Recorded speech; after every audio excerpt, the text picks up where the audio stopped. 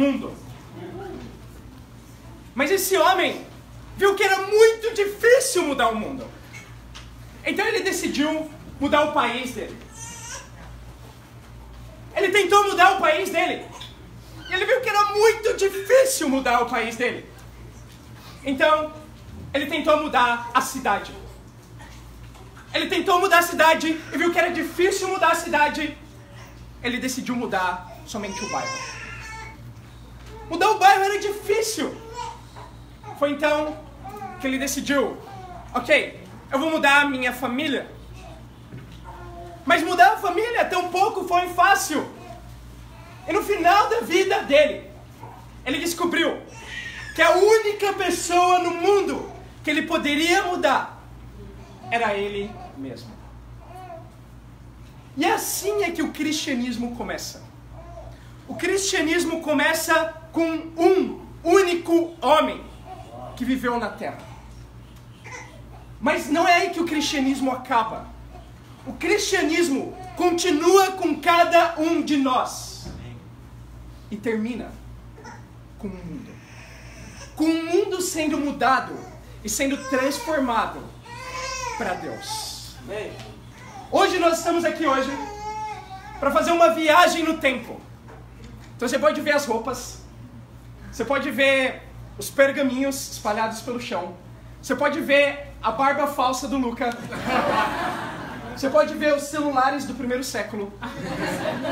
Você vai ver que o que nós estamos propondo aqui hoje é entender as origens do cristianismo, as raízes, lá no primeiro século.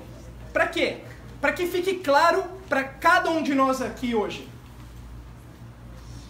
como o cristianismo mudou tanto com o tempo.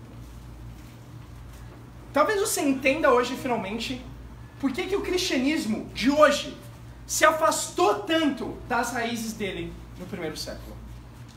Porque a mensagem que a gente escuta hoje é tão diferente da mensagem de antes.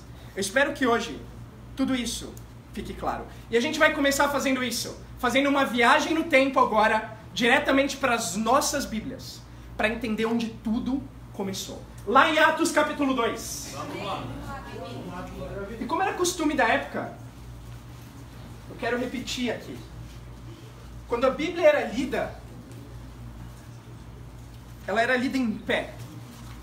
Claro, eles não tinham uma Bíblia, nem um celular. Você pode usar sem problema. Mas eu vou usar o meu pergaminho. E quando eu pregar, eu vou me sentar. Porque assim era feito naquele tempo com Jesus. A gente vai para Atos capítulo 2. É aí onde tudo começa. Lendo do versículo 1 em diante. Chegando o dia de Pentecostes, estavam todos reunidos num só lugar. De repente veio do céu um som, como um vento muito forte, encheu toda a casa na qual estavam assentados. E viram o que parecia línguas de fogo, que se separaram e pousaram sobre cada um deles. Todos ficaram cheios do Espírito Santo e começaram a falar em outras línguas, conforme o Espírito os capacitava. Havia em Jerusalém judeus, tementes a Deus, vindo de todas as nações do mundo. Ouvindo-se esse som, ajuntou-se uma multidão que ficou perplexa, pois cada um os ouvia falar em sua própria língua. Atônitos e maravilhados, eles perguntavam: acaso não são galileus todos esses homens que estão falando? Então como ouvimos, cada um de nós, em nossa própria língua materna? Partos, medos e elamitas, habitantes da Mesopotâmia, Judéia e Capadócia, Ponto e da província da Ásia, Frígia e Panfilha, Egito e das partes da Líbia próximas a Cirene, visitantes vindos de Roma, tanto judeus como convertidos ao judaísmo, cretenses e árabes, nós os ouvimos declarar as maravilhas de Deus em nossa própria língua. Atônitos e perplexos, todos perguntavam uns aos outros: que significa isso? Eu quero explicar o que significa isso. O ano era 29 depois de Cristo. Muitos de vocês ouviram falar 33 depois de Cristo, mas na verdade não. O mais provável hoje, se acredita, é que Jesus não nasceu no ano 1. Ele nasceu no ano 4 antes de Cristo. A gente sabe disso porque havia um rei chamado Herodes o Grande. E esse foi o rei que mandou matar todos os bebezinhos naquele tempo, porque ele sabia da profecia de que um rei surgiria, e esse rei seria Jesus. E por isso ele manda matar todos, mas Herodes morre no ano 4. Então, Jesus não poderia ter nascido no ano 1, depois dele mesmo. Mas o que a gente vê aqui, no começo do livro de Atos dos Apóstolos, é uma festa muito famosa. Na verdade, é um dos 3 principais festivais judaicos, chamado a Festa de Pentecostes. A Festa de Pentecostes, ou a Festa dos Primeiros Frutos, ou a Festa das Semanas. Era celebrado 50 dias depois da Páscoa. Era oferecido uma oferta de cereal novo a Deus, que havia livrado o povo da escravidão no Egito. Então, a Páscoa remete desde os tempos no Egito. E Pentecostes também. E 50 dias depois da Páscoa, a tradição fala que no Monte Sinai, Moisés recebeu diretamente de Deus a tábua da aliança, da antiga aliança, com os mandamentos de Deus, direcionados para toda a nação de Israel, que era composta naquele tempo por 12 tribos. Nesse dia, no que a gente acabou de ler agora, 29 depois de Cristo, no mesmo dia, na mesma festa, Pentecostes, 50 dias depois da Páscoa de Jesus, aqui Deus envia o Espírito Santo para os discípulos. Ele desce como línguas de fogo. Eles começam a falar em outros idiomas, a Bíblia fala. Imagina que extraordinário isso. Uau. Você entenderia a Sofia falando em russo aqui na frente. E não em hebraico. Amém? Foi russo, né? Você entenderia ela falando em russo aqui na frente. Sem nunca estudar russo antes. Imagina isso. Você entenderia a Tânia falando em espanhol aqui na frente. Sem nunca ter estudado espanhol na vida. Você entenderia até mesmo o Omar falando inglês aqui na frente, sem nunca ter estudado inglês. Eles ficam maravilhados por ver galileus falando em outras línguas. Ok, os galileus eram considerados pessoas pobres e sem cultura. Eles perguntaram, como esses galileus? Eles falam em outras línguas, em outros idiomas, sem nunca terem estudado. Esse não é só um dia de Pentecostes, como vários outros que já aconteceram. É nesse momento que agora Deus envia para Nova Israel, para o novo povo de Deus, o que viria a ser, não mais as tábuas da aliança, mas as tábuas que seriam escritas nos corações das pessoas com a nova aliança de Deus. Com um novo plano de salvação, não mais restrito às 12 nações, às 12 tribos de Israel, mas agora para todas as nações do mundo inteiro. Essa nova aliança se chama cristianismo. Vamos seguir lendo. Atos 2, 14. Bom, Vini. Vamos ver. Nos últimos dias, diz Deus, derramarei do meu espírito sobre todos os povos. Os seus filhos e as suas filhas profetizarão. Os jovens terão visões e os velhos terão sonhos. Sobre os meus servos e as minhas servas derramarei do meu espírito. Naqueles dias, eles profetizarão. Sobre os meus servos, eles profetizarão. Mostrarei maravilhas em cima no céu e sinais embaixo na terra. Sangue, fogo e nuvens de fumaça. O sol se tornará em trevas e a lua em sangue, antes que venha o grande e glorioso dia do Senhor. E todo aquele que invocar o nome do Senhor será salvo. Quando as pessoas estavam atônitas, eis que Pedro se levanta, cumprindo uma das profecias de Jesus para a vida dele, de que ele teria chaves para abrir o reino de Deus na terra, abrir a igreja de Deus na terra. E esse é o primeiro culto cristão da história.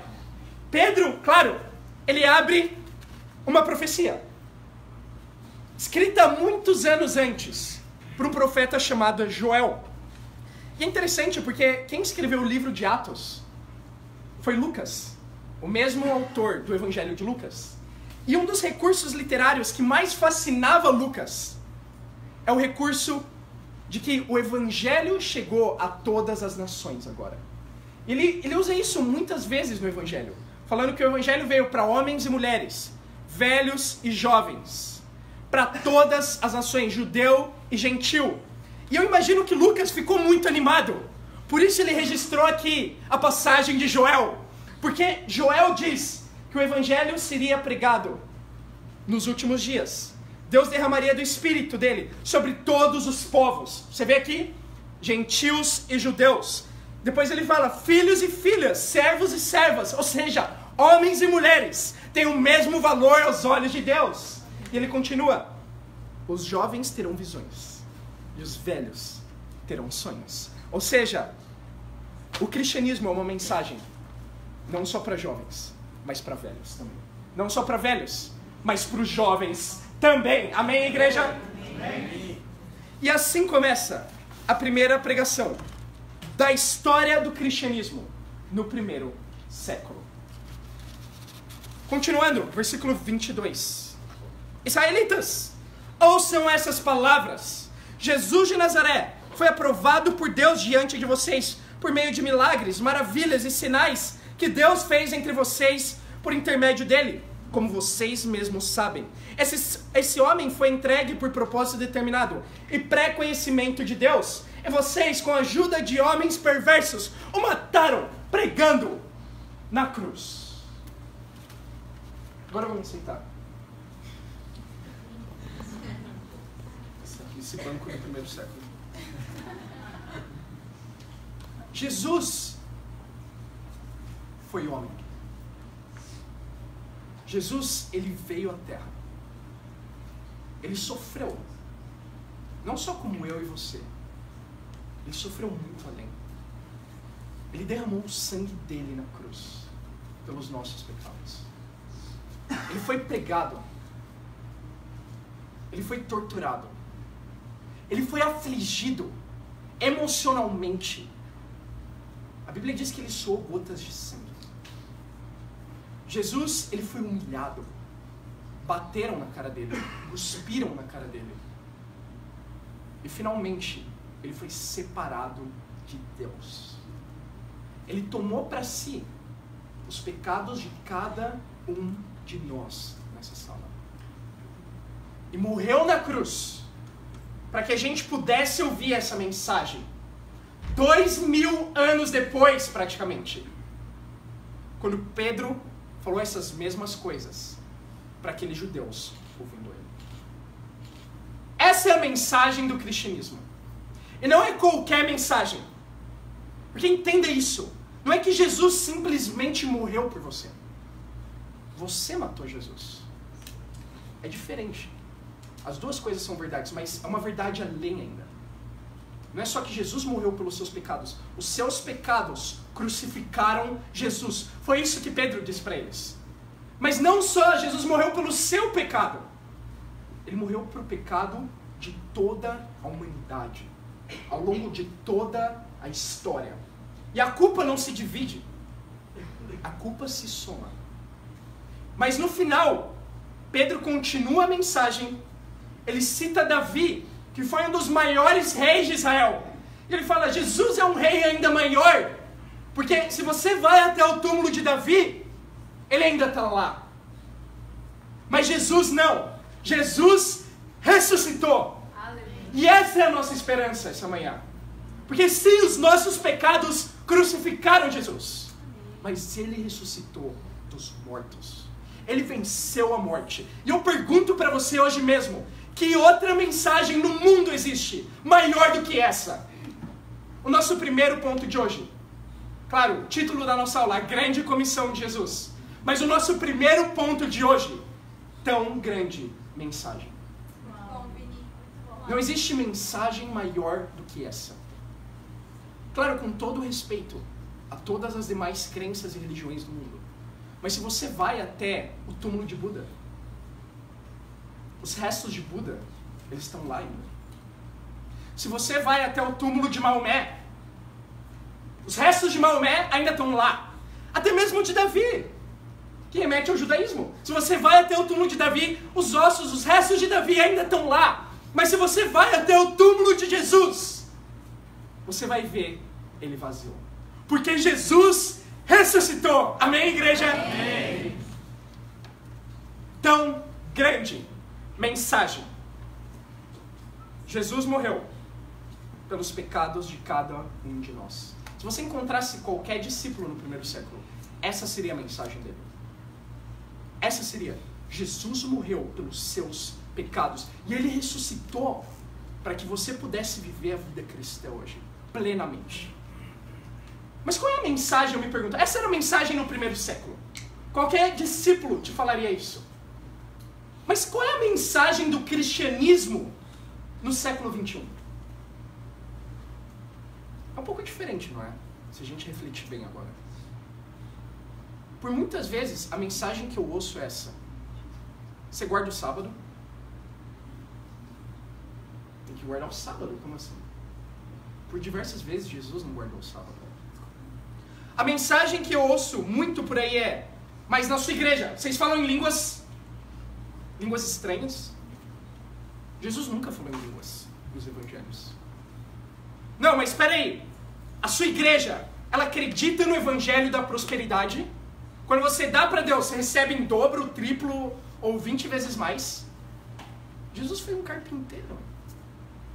E a minha pergunta é: onde foi parar a mensagem do cristianismo? Porque eu acredito na boa intenção das pessoas e na sinceridade. Mas se você tenta mudar a vida de alguém, tenta mudar a vida de alguém sem usar a Bíblia. Tenta mudar a vida de alguém sem a Bíblia. O máximo que você vai conseguir é se afastar da mensagem pura do cristianismo.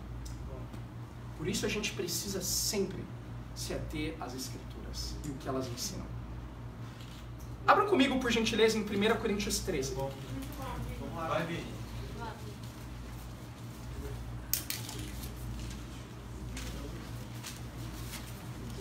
Quero que a gente entenda hoje a mensagem pura do cristianismo.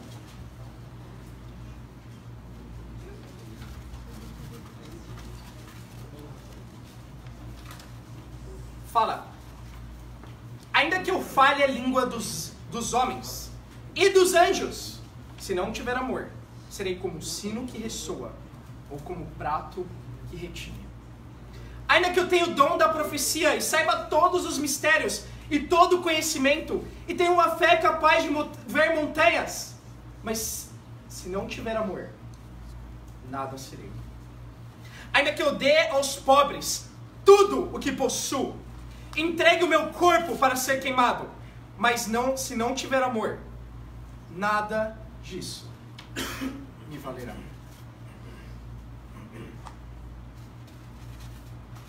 Paulo escreve aqui: ainda que eu fale a língua dos homens e dos anjos. Ele não está sendo literal nesse momento. Ele não está dizendo, ainda que eu fale a língua dos anjos. Não. Ele está fazendo uma hipérbole aqui. É uma exageração. Por quê? É só você ler o resto. Ele fala, ainda que eu tenha todo o conhecimento.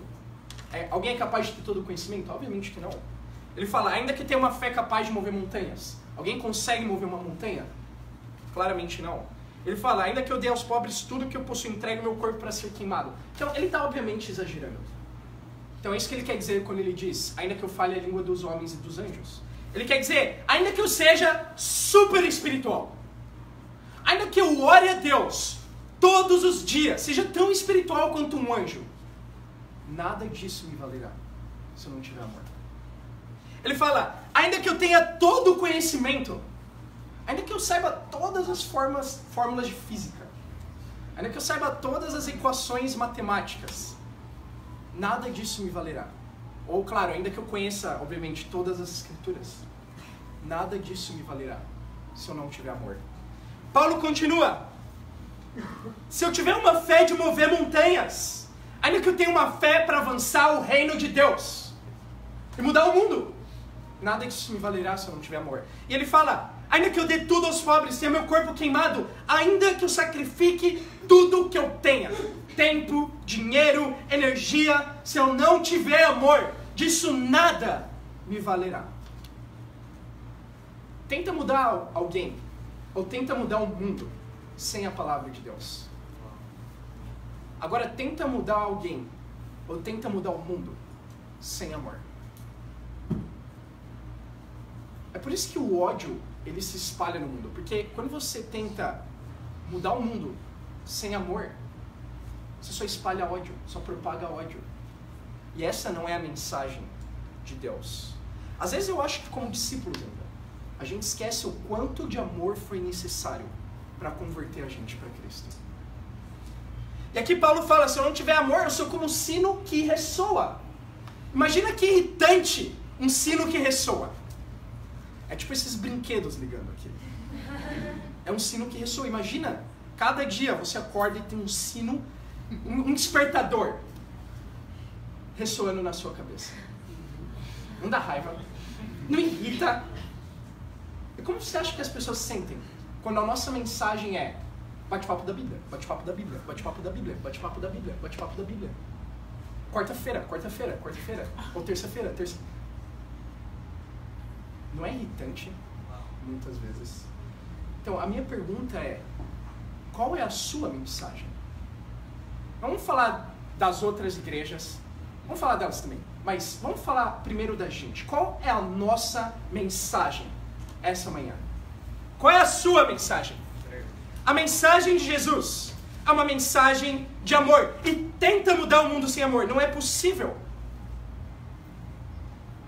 Mas o cristianismo começou com o amor sendo pregado. Olha lá em Atos 36. Vamos voltar lá. Não existe nada mais poderoso que o amor.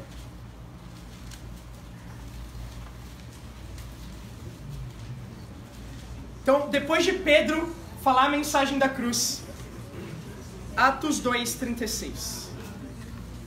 Ele fala: portanto, que todo Israel fique certo disso. Esse Jesus a quem vocês crucificaram, Deus o fez Senhor e Cristo. Quando ouviram isso, os seus corações ficaram aflitos. Eles perguntaram a Pedro e aos outros apóstolos: irmãos, que faremos? Eu espero que esse seja o coração de cada um de nós nessa sala hoje. Depois de ouvir a mensagem de Jesus, depois de ouvir que Jesus morreu pelos seus pecados, nada pode ser demais para você. Vir na igreja cada domingo, isso não pode ser demais. Orar, ter seus tempos com Deus de manhã, isso não pode ser demais. Compartilhar a fé, chamar outras pessoas para estudar a Bíblia, isso não pode ser demais. Dar sua oferta não pode ser demais. Não tem nada nesse mundo que seja demais para aquele que morreu por você. Ou você pode me dizer algo que é demais? Eles ficaram aflitos. Eu espero que os nossos corações estejam aflitos hoje também. E aflito no grego significa estar emocionalmente ferido. Em outras versões a Bíblia diz que eles foram cortados no coração. Você imagina alguém cortando o seu coração? Foi isso exatamente que Pedro fez com a palavra de Deus. E é interessante porque isso remete à circuncisão da carne, os nossos desejos da carne, agora sendo cortados para poder receber a herança da vida eterna. Mas não parem. Eles perguntam: irmãos, que faremos? Eles estão dispostos a fazer qualquer coisa aqui, porque eles entenderam a mensagem da cruz. Claro, eu falei, tenta mudar a vida de alguém sem a Bíblia. Não é possível. Tenta mudar a vida de alguém sem amor. Não é possível. Tenta mudar a vida de alguém sem a cruz. Não é possível. Talvez hoje você precisa da cruz na sua vida e carregar a sua própria cruz. E claro, sempre que eu lembro da cruz, isso me corta também. Essa semana eu estava estudando a Bíblia com um amigo muito especial, que se chama Léo. Eu, o Jonathan e outros irmãos, a gente teve o privilégio de estudar a Bíblia com esse cara. Foi muito especial, Léo, estudar a Bíblia com você. Porque assim que a gente fez o estudo de cruz, ele viu toda a dor, todo o sofrimento de Jesus pela vida dele. Eu falei, ok, vamos continuar lendo. E, Léo, você pode ler? E ele não leu. caramba, o que aconteceu com esse cara? E quando eu olho pra ele, ele tá chorando. Como um bebê. E aí, bom, porque Jesus disse que a gente tem que ter um coração de uma criança, de um bebê para entrar no reino de Deus. E foi esse coração que eu vi no Léo nesse momento. Ele chorava. A gente chorou com ele, Cara, que coração. No final do estudo, eu perguntei, Léo, quando você quer ser um discípulo de Jesus? Quando que você quer deixar tudo para seguir a Jesus? Tudo o que mais importa na sua vida. Para colocar ele em primeiro lugar hoje. Quando você quer ser batizado? Ele falou, hoje mesmo. Que coração! Mas o que quebrantou o coração dele foi a cruz. Não é por acaso, foi a cruz de Jesus. Eu falei, ótimo que você tem esse coração, vamos só esperar, tem mais um estudo. Mas o incrível é que, depois de fazer todos os estudos, depois de calcular o custo, depois de jejuar, hoje de manhã, às 8 da manhã, nas águas frias da Rap, o Léo foi batizado.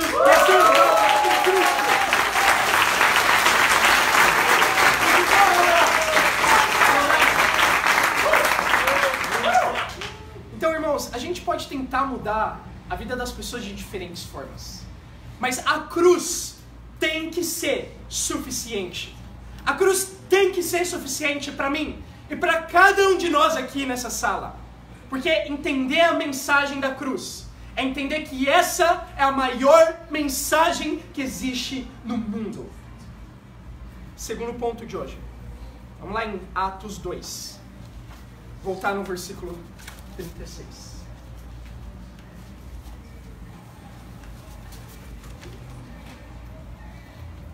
Portanto, que todo Israel fique certo disso. Esse Jesus a quem vocês crucificaram, Deus o fez Senhor e Cristo. Quando ouviram isso, seus corações ficaram aflitos e eles perguntaram a Pedro e aos outros apóstolos, irmãos, que faremos? Pedro respondeu, arrependam-se e cada um de vocês seja batizado em nome de Jesus Cristo para perdão dos seus pecados. E receberão o dom do Espírito Santo, pois a promessa é para vocês, para os seus filhos e para todos os que estão longe, para todos quantos o Senhor nosso Deus chamar. Com muitas outras palavras, os advertia e insistia com eles, salvem-se dessa geração corrompida. Os que aceitaram a mensagem foram batizados, e naquele dia houve um acréscimo de cerca de 3.000 pessoas. O batismo é incrível. Você consegue imaginar 3.000 batismos no mesmo dia? 3.000! E o interessante é que foi logo depois da pregação de Pedro. Então ele devia estar pregando sobre a cruz e as pessoas pensavam, nossa, eu quero ser batizado. E assim que ele terminou, ele teve que insistir mais um pouco. Teve que continuar advertindo, salvem-se dessa geração corrompida. E os 3.000 se batizaram. Segundo ponto de hoje. Tão grande salvação. Tão grande mensagem. Tão grande salvação. É claro que em Jerusalém, numa festa tão grande como Pentecostes, não tinham só 3.000 pessoas lá. Tinham milhares e milhares de pessoas que todos os anos iam até Jerusalém para celebrar o Pentecostes. Mas dessas milhares de pessoas, 3.000 somente foram batizadas. Não pense que isso é muito. O restante, como diz Hebreus 2, eles ignoraram tão grande a salvação. A palavra ignorar significa se recusar a ver ou falhar em entender. E a minha pergunta para você hoje é: você tem ignorado tão grande a salvação também? Talvez você não saiba o que é salvação, em primeiro lugar. Exatamente isso é o que eu queria explicar. Biblicamente, salvação é o ponto em que Deus perdoa os seus pecados. Quando não existe mais pecado, não existe mais nada que te separa de Deus. E claro, todos pecaram, todos pecam. Todos nós fomos separados. E biblicamente, a pergunta é: como alguém é salvo? Pedro responde, é claro, é a primeira pregação de todas na história do cristianismo. O que a gente teria que esperar? Que a mensagem de salvação não fosse negligenciada. Ao contrário, que ela fosse sim pregada. E é isso que Pedro faz. Ele ensina que o momento do batismo é o momento em que você recebe o perdão dos seus pecados. Não existe escritura mais clara do que essa, dizendo que o batismo é o momento do perdão dos pecados, mas que batismo não é ficar molhado. Eu já fiquei molhado quando eu era um bebezinho, mas isso não é batismo. Batismo é participar da morte, sepultamento e ressurreição de Jesus. Batismo é o ponto que você recebe o perdão dos pecados e o Espírito Santo de Deus. E não só isso, existem pré-requisitos para o batismo. O primeiro é fé. Quando Pedro pregou, eles ficaram aflitos no coração deles. Eles entenderam a mensagem da cruz e eles acreditaram plenamente nela. Depois Pedro fala, arrependam-se. Eles perguntam, o que faremos? Pedro fala, arrependam-se, que do grego significa tornar-se. É uma mudança de 180 graus na sua vida. Às vezes a gente pensa, não, eu vou virar só 40 graus. Acho que eu vou virar 70 graus. Tenta fazer isso numa avenida. Se você virar só 40 graus, você vai bater direto no poste. Ou 70 graus, talvez você vai bater direto na árvore. Os graus importam. Arrependimento é uma mudança total de vida. A gente não pode se contentar com uma mudança parcial. Não foi isso que Pedro pregou. Ele fala, vocês têm que viver como discípulos de Jesus. E aí vocês podem ser batizados. Foi o mesmo que Jesus disse em Mateus 28. Vão e façam discípulos, batizando-os. Batizando-os quem? Os discípulos. Somente discípulos são candidatos para o batismo. Você pode pensar, mas nossa, tudo bem, eu fui batizado como bebê. Oh, tudo bem, eu aceitei Jesus. Eu acredito que eu fui salvo aí, ou que eu fui batizado com um símbolo depois. É só um pouquinho diferente. Não é tão ruim assim, não é? É terrível. Olha Oséias 4:6. Vamos, Vini. Vamos, Vini. Muito bom, Vini.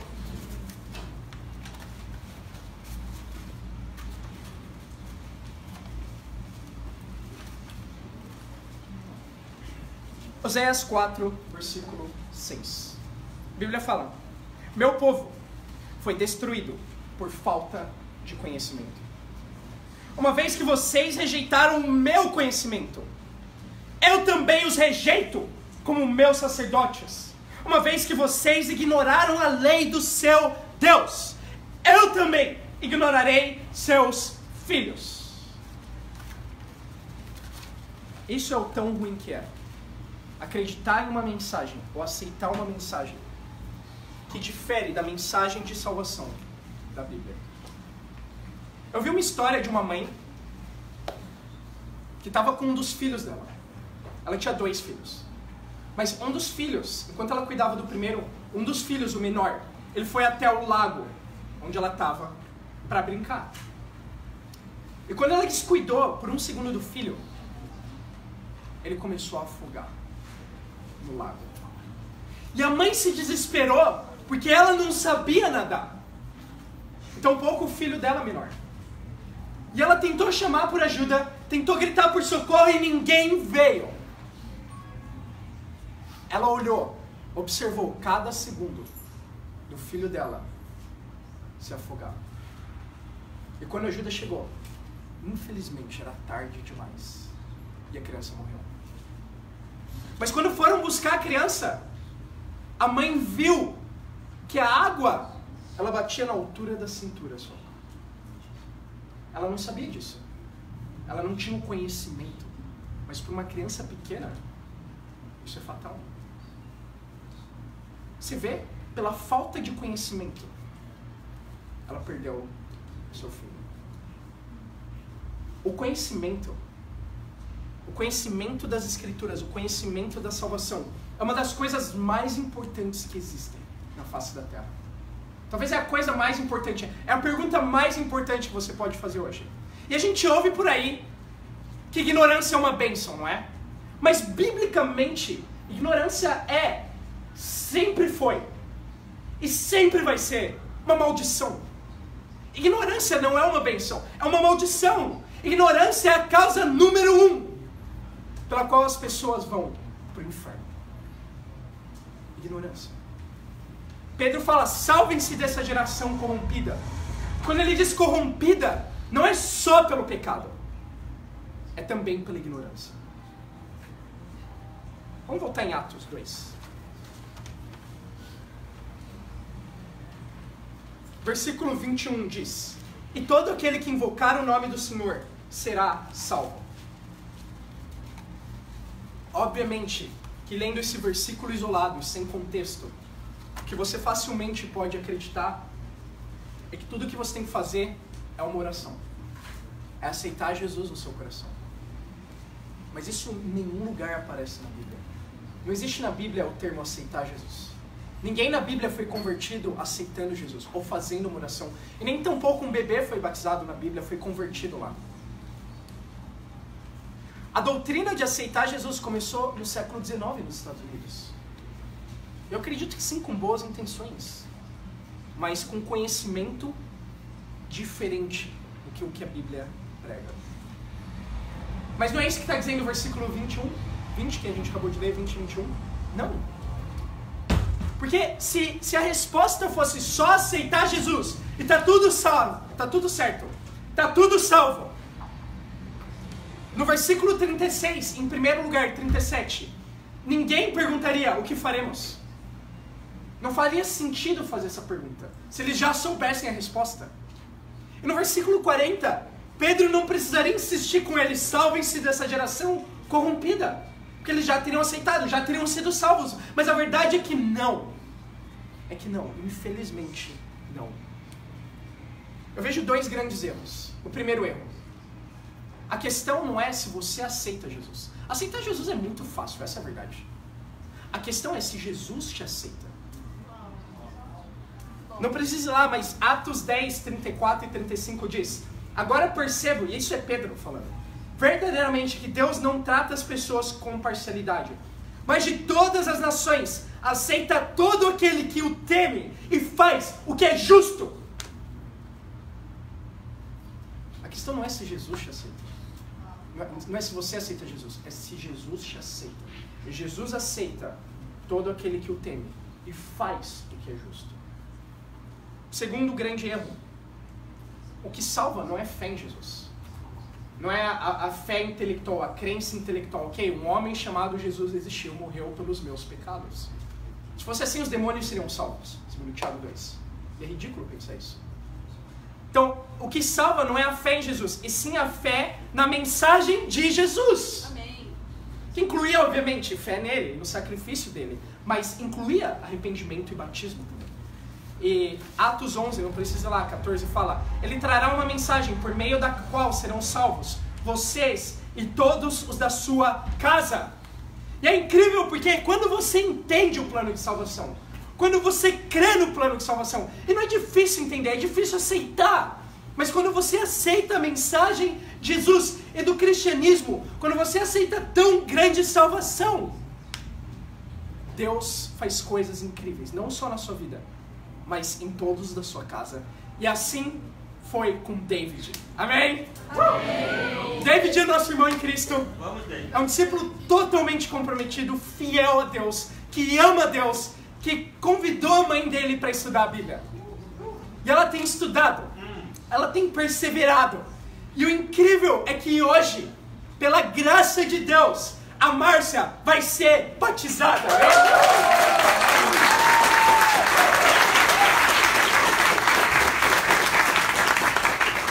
E a Bia me contou como foi o estudo dela, o último estudo ontem. Quando a Bia falou que ela vai ser batizada amanhã, ela também começou a chorar. Você via as lágrimas. Você vê tanto das pessoas mais adultas quanto das pessoas mais babies. Não. As lágrimas são as mesmas. O coração de criança é o mesmo. Foi assim com os jovens, assim com, respeitosamente, os mais velhos. É incrível ver porque as lágrimas, ela disse, foi por saber que ela estava recebendo uma segunda chance de Deus. Quem não quer uma segunda chance de Deus? Eu acredito que cada um de vocês que estão visitando a gente hoje está está se perguntando quem são essas pessoas malucas que se vestem loucamente, que cantam estralando o dedo, que fazem culto em um parque de diversões. Você que está perguntando isso, eu sei que você também quer uma segunda chance. E tem duas opções. Ou você estuda a Bíblia, aceita a mensagem e é salvo. Ou você odeia o mensageiro, rejeita a mensagem e é perdido. Mas o meu desafio para cada um de nós hoje, que está vindo aqui pela primeira vez, ou por mais algumas vezes, é estudar a Bíblia hoje mesmo, para ter o conhecimento de Deus. Não acredita em mim, não acredita no que eu te disse. Você não tem que acreditar, por favor, não faz isso. Mas acredita na Bíblia, que é a palavra de Deus. Porque se o que a Bíblia fala é verdade, se o que eu estou dizendo é verdade, seu problema não é comigo, é com Deus. Então por isso é tão importante estudar a Bíblia e ter urgência para estar bem com Deus e fazer a vontade dEle, porque é o nosso Deus. E a mensagem dEle é uma mensagem que salva. Vamos terminar no nosso último ponto. Atos 2, 42. Muito bom, Vini. Vamos, Vini. Vocês estão comigo? Sim. Eles se dedicavam ao ensino dos apóstolos e à comunhão, ao partir do pão e às orações. Todos estavam cheios de temor e muitas maravilhas e sinais eram feitas pelos apóstolos. Todos os que criam mantinham-se unidos e tinham tudo em comum. Vendendo as suas propriedades e bens, distribuíam a cada um conforme a sua necessidade. Todos os dias continuavam a reunir-se no pátio do templo, partiam o pão em suas casas e juntos participavam das refeições com alegria e sinceridade de coração, louvando a Deus, tendo simpatia de todo o povo. E o Senhor lhes acrescentava todos os dias os que iam sendo salvos. Que incrível era a igreja no primeiro século. Amém. Não só as roupas eram legais, não só a comida era legal, a igreja era muito legal. A igreja era uma família. A igreja sempre foi e sempre deveria ser, na verdade, um sinônimo de família. Você vê a vida dos discípulos aqui. A Bíblia diz que eles se dedicavam. A palavra dedicar no grego significa eles eram viciados. Eles tinham uma adição aqui. Mas a adição era quê? Não era o pecado, não eram as drogas, não era a bebida. O vício deles era pela palavra de Deus, pelos ensinos dos apóstolos. O vício deles era pela oração. O vício deles era pela comunhão, convívio. E pelo partir do pão, que remetia à Santa Ceia. Você vê? De uma forma ou de outra, a gente sempre vai ser viciado em algo. Ou no pecado, ou nas coisas que aproximam a gente de Deus. Assim era com eles. Fala que eles tinham temor, todos tinham temor. E sinais e maravilhas eram feitos. Fala que eles partiam um pão com alegria e sinceridade, comiam na casa. Fala que todos os dias eles se encontravam. Isso não é família? E o Senhor acrescentava diariamente os que iam sendo salvos. Terceiro e último ponto. Tão grande família. Infelizmente, hoje, o sentido de família se perdeu. A gente não associa, vamos ser honestos, a gente não associa a igreja com a nossa família. Eu fui criado em uma denominação. E para mim, a igreja era família só porque eu ia com meu pai e com a minha mãe. Eles me ensinaram, me levaram sempre, quando eu era pequeno. Mas para mim, igreja tinha vários outros significados. Eu via mais como um clube. Podia ter alguns amigos lá. Eu via mais como um lugar que eu podia, sabe, uma terapia. Eu posso ir lá, deixar minha consciência melhor de ter pecado a semana inteira e voltar para a semana seguinte e continuar pecando do mesmo jeito. Ou muitas igrejas, talvez, eu via como uma empresa, mas não como família. Mas quando a gente olha em Atos, o contraste é muito grande. Eles tinham tudo em comum, eles se encontravam todo dia, eles tinham alegria e sinceridade, eles partiam o pão. Era uma igreja incrível. E minha vida, mesmo na igreja, cheia de pecado escondido, cheio de pornografia, masturbação, cheio de rancor, cheio de egoísmo. E é triste ver, mas é uma realidade, não precisa ir lá, mas em 2 Pedro 2,19, o próprio Pedro ainda diz: prometendo-lhes liberdade, eles mesmos são escravos da corrupção, pois o homem é escravo daquilo que o domina. E infelizmente, ainda dentro da igreja, o pecado me dominava. O pecado me dominava. Quando eu li essa escritura a primeira vez, a minha reação foi: o que aconteceu com a igreja do primeiro século? O que aconteceu com a mensagem do cristianismo? O que aconteceu com o plano de salvação? Mas o que aconteceu com a igreja? O que aconteceu com a família? Por que quando eu olho para o lado, eu não sinto que a igreja é minha família? O que aconteceu? Enfim, eu não vou passar aqui mais horas e horas tentando explicar. Mas o que eu posso dizer é que eu encontrei uma família. E me falaram: ok, você tem que conhecer essa igreja. É um lugar como nenhum outro que você já viu. E eu sempre fui cético, eu falei: falaram, tudo bem, não precisa acreditar em mim. Esse rapaz que estudou a Bíblia comigo. Ele falou: vem cá e comprova. Olha na Bíblia. Se o que eles faziam no primeiro século é a mesma coisa que eles fazem hoje nessa igreja. E eu fui lá e eu comparei. Eu queria chamar você a comparar comigo também. Aqui diz que eles se dedicavam ao ensino dos apóstolos, à comunhão, ao partir do pão e às orações. E é exatamente o que a gente está fazendo agora. Não é incrível? E não só agora, todos os dias.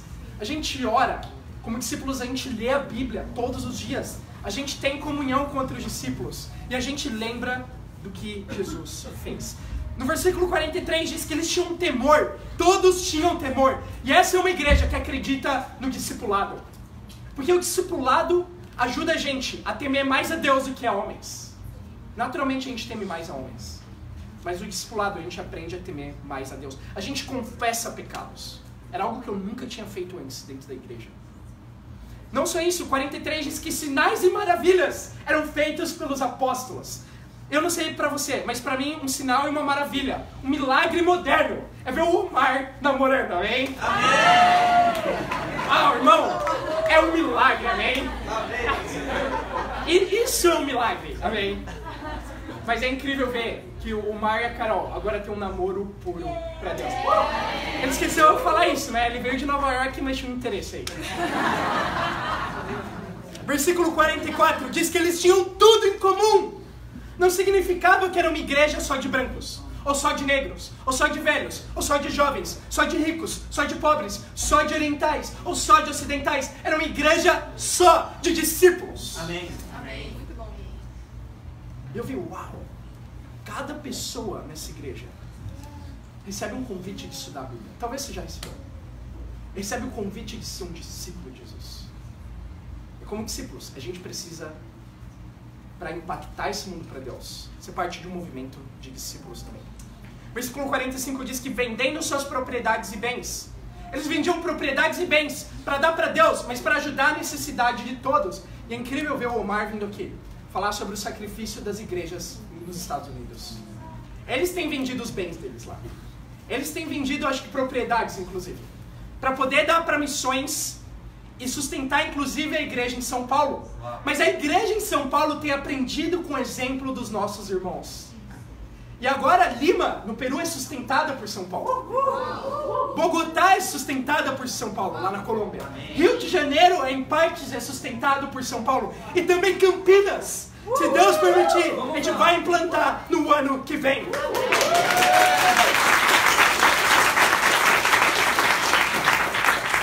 Versículo 46 diz que todos os dias eles se reuniam. Eu pensei, cara, é impossível essa.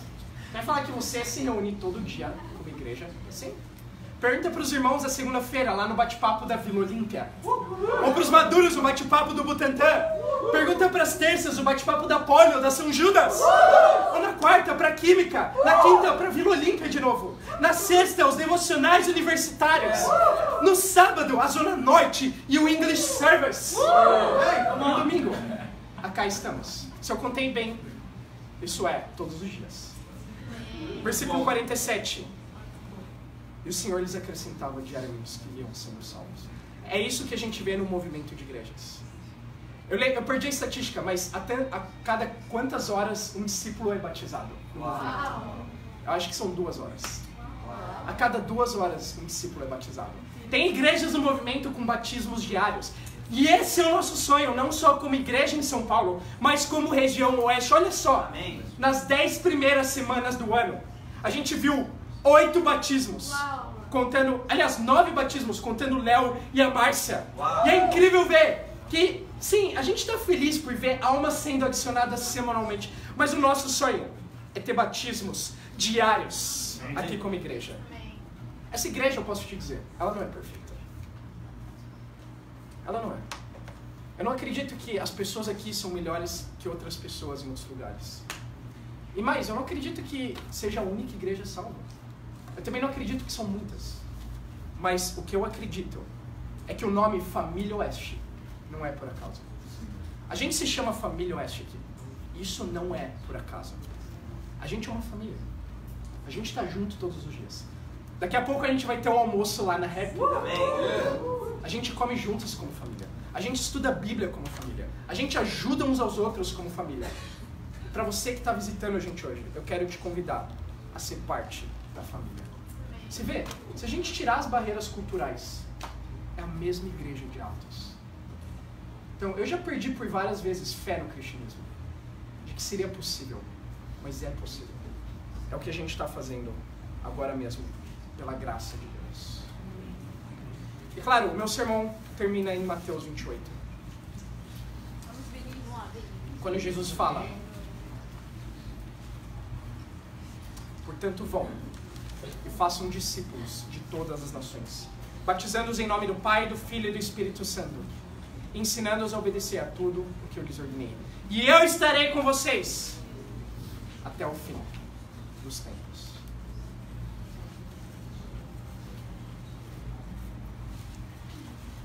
A gente viu hoje um pouco da história do cristianismo. Eu queria terminar de pé. Mas a história do cristianismo, essa é a minha convicção, continua sendo escrita até os dias de hoje. Com a mesma mensagem, com a mesma salvação e com a mesma família de Deus. A minha pergunta é: você vai ver a história sendo escrita?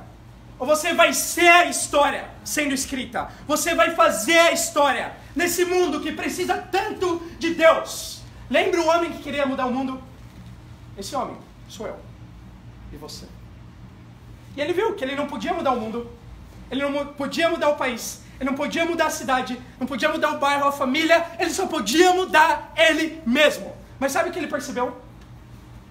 Se ele muda ele, se ele primeiro muda, ele é capaz de mudar a família dele.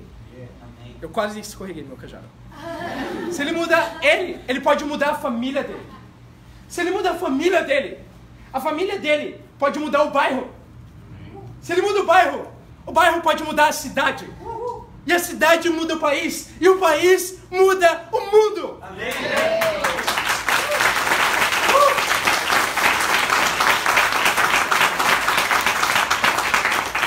Você não vai mudar o mundo sozinho.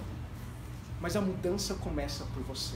Começa pelas suas decisões hoje. Estuda a Bíblia. E eu quero te chamar junto comigo, e junto com esses sonhadores aqui, a fazer um impacto nesse mundo para Deus. A fazer um impacto não só aqui no Butantã, não só aqui na nossa família Oeste, não só aqui no bairro do Butantã, não só na cidade de São Paulo, não só no Brasil, mas no Brasil e no mundo. Esse é o sonho de Jesus. Essa é a grande comissão de Jesus. E eu estou convencido, hoje, mais do que nunca, que esse não é um movimento de homens. Que esse é o próprio movimento de Deus. E para Deus seja glória.